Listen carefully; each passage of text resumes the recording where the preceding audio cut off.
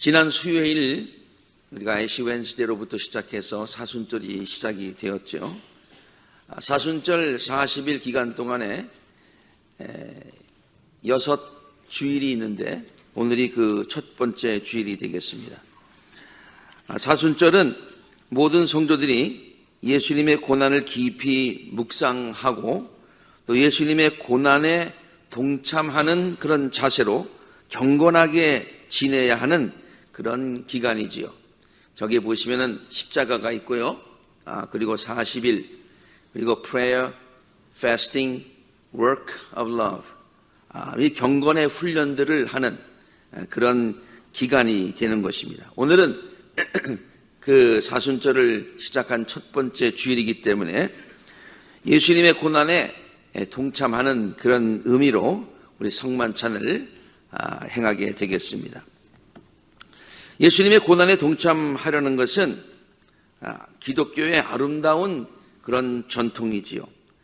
그리고 예수님의 고난에 동참하는 것은 성도들로서 당연히 해야 되는 그런 도리가 되는 것입니다.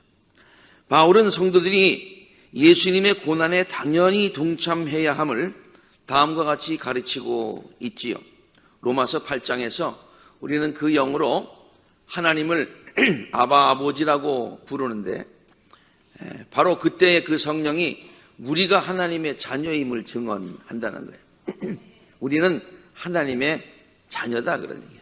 자녀면 상속자이기도 하다. 동시에 우리가 그리스도와 함께 영광을 받으려고 그와 함께 고난을 받으면 우리는 하나님의 상속자요 그리스도와 더불어 공동 상속자입니다. 그렇게 기록하고 있습니다. 하나님의 자녀로서 상속자가 되는 것은 자녀로서 누리는 마땅한 권리가 되는 거예요. 이건 권리야, 특권이야.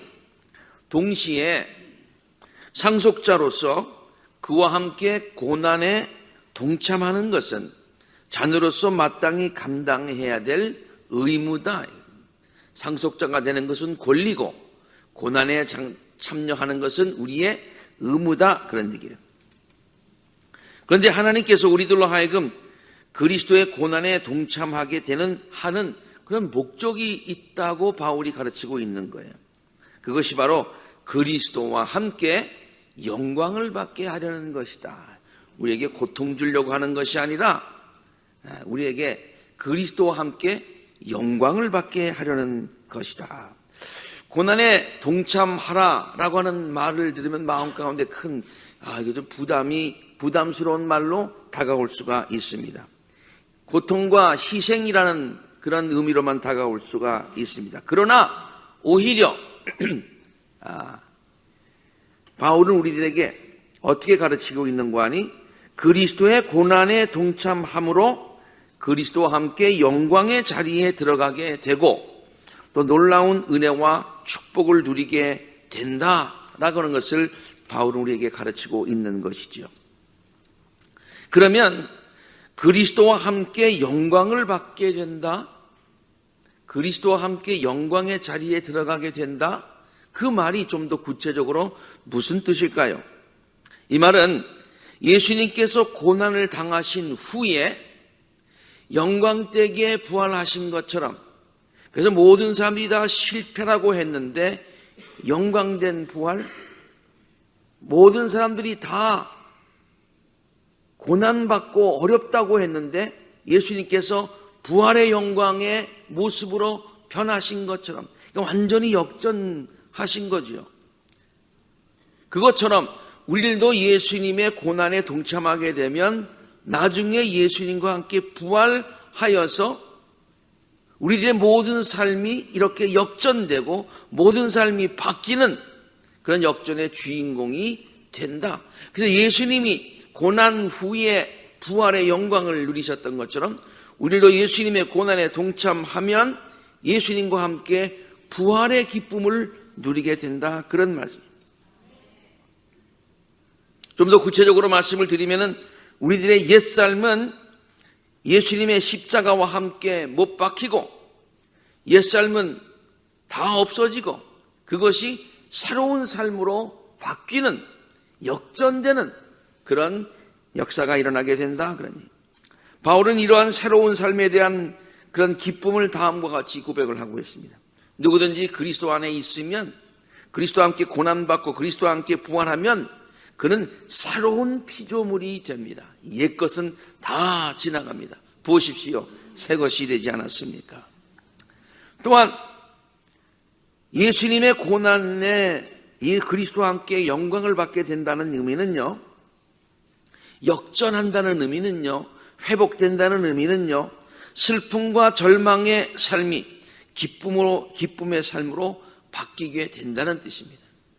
또한 황폐했던 우리들의 삶의 구석구석에 회복의 역사가 일어나게 된다는 것입니다.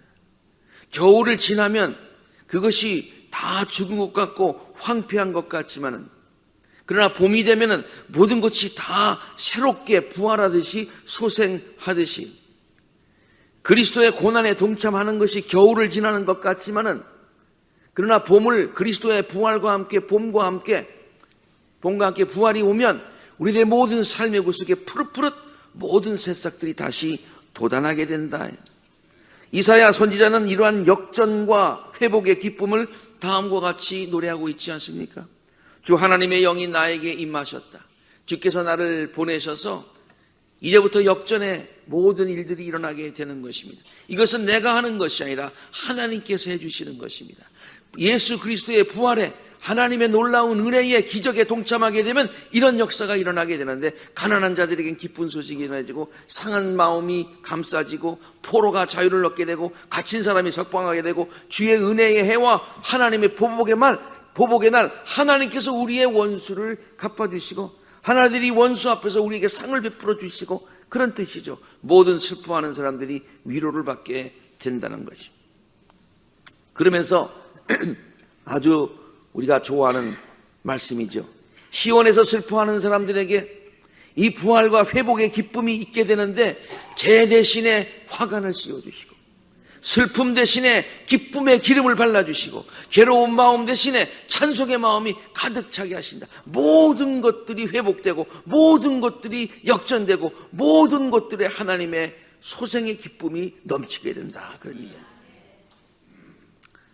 그런데 예수 그리스도께서 영광의 자리에 들어가시기 위해서 먼저 고난을 받으셨듯이 겨울을 지내셔야 봄이 오게 하듯이, 우리들도 부활의 기쁨, 회복, 역전의 기쁨, 하늘나라의 영광 기쁨을 누리려면, 봄을 맞이하려면 겨울을 지내야 된다는 얘기예요.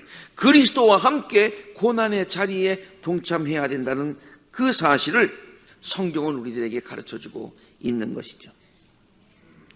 예수님은 고난의 과정을 거쳐야 영광의 자리에 이르게 됨을 다음과 같이 설명해 주신 적이 있습니다. 누가복음 9장에 있는 말씀인데, 인자가 반드시 고난을 받고 장로들과 대제사장들과 율법자들에게 배척을 받고 죽임받고 십자가에 달려 돌아가시는 그 과정을 거쳐야 사흘째 되는 날에 살아나게 된다. 예수님께서 말씀하셨죠. 그리고는 예수님께서 고난을 받으셔야, 그 과정을 통과해야 영광의 자리에 이르듯이 너희들도 나처럼 고난을 통과해야, 고난에 동참해야 그 다음에 영광의 자리에 이르게 된다고 23절에 곧 이어서 말씀하세요. 예수께서 모든 사람에게 말씀하셨다. 누구든지 내 뒤를 따라오려거든 자기를 부인하고 그리고 자기 십자가를 지고, 자기를 부인하고 자기 십자가를 지고, 이게 고난에 동참하는 거죠. 그런 과정을 거쳐야 나와 같이 부활의 기쁨에 동참할 수 있다라고 가르쳐 주신 것이죠. 그러면 오늘 설교 제목이 뭡니까? 예수님의 고난에 동참하는 은혜라고 했는데, 예수님의 고난에 동참하는 것은 하나님의 자녀요 성도인 우리들의 마땅한 의무이자 동시에 큰 은혜와 축복을 경험하기 위한 축복의 장이요 필수적인 과정이다라는 그런 말씀이 되겠습니다. 그러면 어떻게 우리가 그리스도의 고난에 동참할 수가 있겠습니까? 그리스도의 그리스도 고난에 동참하는 방법을 예수님은, 성경은 어떻게 우리에게 가르치고 있습니까? 첫째로 예수님은 우리들에게 오늘 본문 말씀에 보니까 기도함으로 예수님의 고난에 동참할 것을 가르쳐 주십니다. 겟세마네 동산에서 기도하시면서 깨어 있어라, stay here, 여기에, and keep watch with me, 깨어서 함께 기도해라 라고 가르쳐 주십니다. 예수님께서 혼자 기도하실 수 없어서 외로워서 제자들에게 함께 깨어 기도해 달라고 요청하신 것이 아니었습니다. 다른 복음서에 보면은 예수님께서 기도하시자 천사들이 저의 시중을 들어줬다고 했습니다. 그러니까 제자들이 돕지 않아도 천사가 돕는 거예요. 그런데도 예수님은 제자들에게 함께 당신의 고난에 동참해달라고 말씀하신 것이죠. 누구를 위해서입니까? 예수님을 위해서입니까? 제자를 위해서입니까? 제자들을 위해서입니다. 제자들이 시험에 들지 않게 하기 위해서입니다. 이렇게 너희는 한 시간도 나와 함께 깨어 있을 수 없느냐? 시험에 빠지지 않도록 깨어서 기도하라. 내가 시험에 빠지지 않도록이 아니라 너희들이 시험에 빠지지 않도록 깨어서 기도하라 말씀하세요.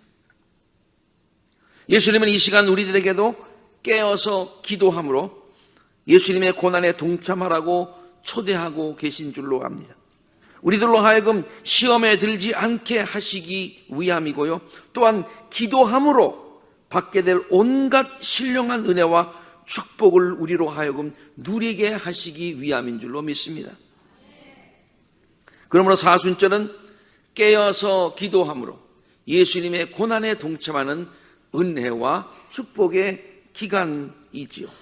물론 사순절 기간에만 열심히 기도해야 된다는 말은 절대로 아닙니다. 그러나 40일로 정해진 이 기간 동안 깨어서 더욱 열심히 기도함으로 그리스도의 고난에 동참하는 우리 모든 신실한 성도들이 되시기를 바랍니다. 그리고 특별히 이 기간 동안 우리들이 하나님께 드리는 기도의 모든 제목들이 하나님께서만이 이루어질 수 있는 이 모든 기도의 제목들이 놀랍게 응답받는 축복이 우리 모두에게 있게 되기를 주의 이름으로 축원합니다. 두 번째로 예수님은 우리들에게 자기를 부인하고 또 자기 십자가를 지고 예수님을 따르는 것이 예수님의 고난에 동참하는 방법임을 가르쳐 주셨습니다. 자기를 부인한다? 자기를 부인한다? 나를 그럼 부정적으로 보라는 얘기냐? 그 말은 아닙니다. 그것은 우리 안에 있는 죄된 본성들을 부인해야 된다는 그런 얘기입니다. 우리 안에 죄된 본성들이 뭘 자꾸만 하고자 할 때에 그것에 대해서 NO! 하고 부인해야 된다, 그런 말이죠. 쉽지 않습니다. 쉽지 않습니다. 본성을 그냥 따라가는 것, 그게 쉽지요. 물결을 따라가면 쉽잖아요. 수영 안 해도 되잖아요. 그러나 물결을 거슬러 올라가는 것 힘들잖아요. 본성을 따라가는 것, 그거는 죄와 합하는 것입니다. 그러나 본성을 거스리는 것, 거기에 대해서 NO 하는 것, 이것은 쉽지 않기 때문에 우리가 그리스도의 고난에 동참하게 된다, 그런 얘기입니다. 바울은 성도들에게 단호하게 말합니다. 갈라디아서 5장 24절에 그리스도 예수께 속한 사람은 우리 모두는 정욕과 욕망과 함께 자기 육체를 십자가에 못 박았습니다. 박아야 합니다. 부인해야 됩니다. 그런 얘기죠. 성도들에게만 말할 뿐 아니라 자기 자신도 이렇게 고백하고 있지 않습니까? 나는 그리스도와 함께 십자가에 못 박혔습니다. 이미 못 박았습니다. 이제 내가 사는 것은 내가 아닙니다. 나는 나를 부인합니다. 그리스도께서 내 안에 사시는 것입니다. 나는 부인하고 주님은 인정해드리는 삶. 지금 내가 육신 안에 사는 것은 나를 사랑하셔서 나를 대신하여 자기 몸을 내어주신 하나님의 아들을 믿는 믿음 안에서 사는 것입니다. 그렇게 고백하고 있습니다. 사순절은 경건과 절제를 훈련하는 기간입니다. 이것이 교회의 전통이었습니다. 카니발의 유래에 대해서 잘 알고 계실 것입니다. 특히 남미에 가면 아주 굉장하지요. 카니발은 곧 다가오는 금욕기간인 사순절에 먹지 못할 술과 고기를 마음껏 먹자는 잘못된 의도에서 출발된 것이라고 우리가 알고 있습니다. 물론 절제해야 된다라고는 기독교에 좋은 전통이 있는데 그것을 세상 문화와 이렇게 합하면서 세상 문화가 그것을 삐뚤로 그렇게 인도한 것이지요. 오케이, 사순절 기간에 먹지 않는 건 좋아, 절제하는 거 좋아. 그러니 못 먹으니 그냥 미리 다 먹어버리자, 뭐 이런 것 아닙니까? 그러나 사순절 기간은 믿는 자들이나 세상 사람들이나 다 같이 절제하는 기간이라고 하는 그 이해는 똑같이 가졌다는 그런 뜻 아니겠습니까? 올해 사순절 기간에도 절제를 통한 경건의 훈련을 함으로써 그리스도의 고난에 동참하는 우리 모두가 되시기를 간절히 바랍니다. 또한 예수님께서는 자기를 부인하라고 하셨고요. 두 번째로 자기 십자가를 지고 당신을 따라오라고 말씀을 하셨습니다. 십자가를 진다는 것, 그 말 자체가 쉽지가 않기 때문에 예수님께서 고난의 길을 십자가를 지고 가셨기 때문에 십자가를 진다는 말 자체가 고난에 동참한다는 그런 뜻이 되는 것이죠. 근데 예수님의 십자가를 지고 가라고 그러지 않았어요. 우리들의 십자가를 지고 가라고 그랬어요. 그럼 우리들의 십자가가 무엇입니까? 성경은요, 그것이 곧 우리들이 짊어지고 가야 될, 우리들이 감당해야 될 사명의 짐이라고 여러 군데서 우리에게 가르쳐주고 있습니다. 예수님은 우리들에게 삶의 무거운 짐들은 다 십자가 앞에 내려놓고 삶의 무거운 짐들, 죄의 무거운 짐들 다 내려놓고 대신 주님께서 우리에게 주시는 사명의 멍에 우리의 십자가를 지고 당신을 따라오라고 초대하고 계십니다. 마태복음의 말씀이죠. 유명한 말이에요. 수고하고 무거운 짐 진 사람들, 죄의 짐, 세상의 무거운 짐들 진 사람들 다 내게로 오너라. 내가 너희를 편하게 다 쉬게 해주겠다. 다 여기다 내려놓아라. 그랬으면 될 텐데 주님께서는 우리에게 또 다른 사명을 주십니다. 멍에를 주세요. 나는 마음이 온유하고 겸손하니 내 멍에를 메고 내게 배워라. 그러면 너의 마음에 쉼을 얻을 것이다. 내 멍에는 편하고 내 짐은 가볍다. 멍에, 짐, 이 자체가 어느 것이 쉽고 어느 것이 어렵다, 어느 것이 가볍고 어느 것이 무겁다, 그런 얘기가 전혀 아닙니다. 어떤 때는 객관적으로 우리가 뭐 무게가 있어 달아본다면은 삶의 짐보다 사명의 짐이 더 무거울 수도 있어요. 그러나 삶의 짐은 조금만 지고 가도 괴로운 거예요. 그러나 사명의 짐은 조금 무거울 때도 그것을 감당하는 기쁨과 은혜와 축복이 있는 거예요. 그리고 그 사명의 짐은 나 혼자 지고 가는 것이 아니라 주님께서 능히 지고 갈 수 있도록 우리를 도우신다, 그런 얘기예요. 그리고 축복해 주신다, 그런 얘기죠. 그러므로 우리가 이 십자가를 지고 주님께서 우리에게 맡겨주신 귀한 사명을 감당하면서 늘 살아가는 것, 주님의 말씀대로 살아가는 것, 그것이 그리스도의 고난에 동참하는 방법이다라고 성경이 우리에게 가르쳐주고 있습니다. 그러므로 성도들은 십자가를 지고 가면서 다음과 같은 찬송을 기쁨으로 부를 수 있습니다. 너의 마음에 슬픔이 가득 차도 주가 즐겁게 하시리라. 아침 해같이 빛나는 마음으로 너 십자가 지고 가라. 사명의 십자가를 지고 가라.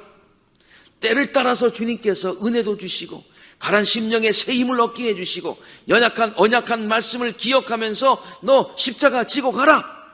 내가 지고 갈 수 있도록 도와주겠다. 내가 맡은 일 성실히 행할 때에 주님 앞에서 상을 받게 될 것이 아니냐. 주가 베푸신 은혜를 감사하며 너 십자가 지고 가라. 십자가 지고 갈 수 있다. 즐거운 마음으로 십자가 지고 가라. 내가 기쁘게 십자가 지고 가면 슬픈 마음이 오히려 위로를 받게 될 것이다 라고 말씀하고 있습니다. 마지막으로 성경은 우리들에게 교회를 위하여 수고하는 것이 하나님의 몸된 교회, 예수 그리스도의 몸된 교회를 위하여서 수고하는 것이 그리스도의 고난에 참여하는 또 하나의 좋은 방법임을 가르쳐주고 있습니다. 이것은 바울이 골로새서에서 말씀한 내용을 제가 참고한 건데요. 바울이 이렇게 얘기하고 있어요. 이제 나는 여러분을 위하여 고난받는 것을 즐겁게 여기고 있습니다. 교회를 위해서 일한다고 하는 것, 이게 여기 고난이라고 표현했습니다마는 쉽지 않다는 얘기죠. 쉽지 않다는 얘기죠. 네. 그렇지만은 즐거운 마음으로 그 십자가를 내가 지고 간다. 왜? 교회를 위해서. 교회를 위해서. 그의 몸 곧 교회를 위해서 내 육신으로 그리스도의 남은 고난을 채워가고 있습니다. 바울이 교회를 위해서 일을 하면서 그리스도의 고난을 생각했어요. 그리고 그리스도께서 고난의 길을 가셨는데 그리스도께서 자기에게도 고난받을 수 있도록 조금 룸을 만들어 주셔서 그 남은 고난을 내가 지금 이 교회를 위해서 일하면서 채워가고 있다. 그렇게 말하고 있는 대목이죠. 나는 하나님께서 여러분을 위하여 하나님의 말씀을 남김없이 전파하라고 맡기신 사명을 따라 그래서 나는 교회의 일꾼이 되었습니다. 이것은 무슨 바울이나 그리고 또 유명한 목회자나 이런 선교사나 그런 사람들에게만 해당되는 얘기가 아니죠. 우리 모두에게 하나님의 교회를 위해서 열심으로 헌신하고 봉사하는 것은 곧 그리스도의 십자가의 그리스도의 고난에 동참하는 것이고 남은 고난을 채우는 방법이다 라고 우리에게 가르쳐주고 있는 것이죠. 그리스도의 남은 고난이라고 하면은 그리스도께서 당하신 고난이 아직도 남아있다, 충분치 않다 그런 말이 아니지요.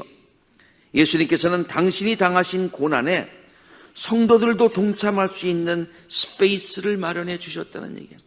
예수님께서 고난당하심으로 영광의 자리에 이르셨듯이 우리들도 고난에 동참할 수 있는 룸을 마련해 주셨다는 거예요. 그 룸이 뭐냐? 교회를 위해서 헌신하는 것이다. 쉽지는 않지만 그것이 곧 십자가를 지는 것처럼 어렵지만 그러나 그것은 사명의 십자가요. 주님께서 지고 가도록 도와주시는 십자가라는 말입니다. 말씀을 정리합니다. 예수님께서 우리들에게 당신의 고난에 동참하기를 원하시는 이유는 우리에게 고통을 주시기 위함이 아니고 당연히 우리에게 의무를 감당하라고 하시는 그런 요구도 명령도 아니라 예수님의 고난에 동참함으로 놀랍고도 풍성한 하나님의 은혜와 축복을 우리로 하여금 누리게 하시기 위함이다. 그런 말이에요. 이번 사순절 기간에 더욱 깨어서 기도하심으로 예수님의 고난에 동참하실 수 있기를 간절히 바랍니다. 삶의 모든 무거운 짐들은 예수님의 십자가 앞에 다 내려놓고 주님께서 우리에게 맡겨주신 사명의 십자가를 지고 날마다 주님과 동행하시는 우리가 모두가 되시기를 바랍니다. 그리하여서 고난 후에 영광스러운 예수님의 부활에 동참하는 그런 복된 성도님들이 되시기를 우리들을 위하여서 고난의 길을 가시고 우리들에게 같이 가자고 초대하여 주시는 복되신 예수 그리스도의 이름으로 간절히 축원합니다. 함께 기도하시겠습니다.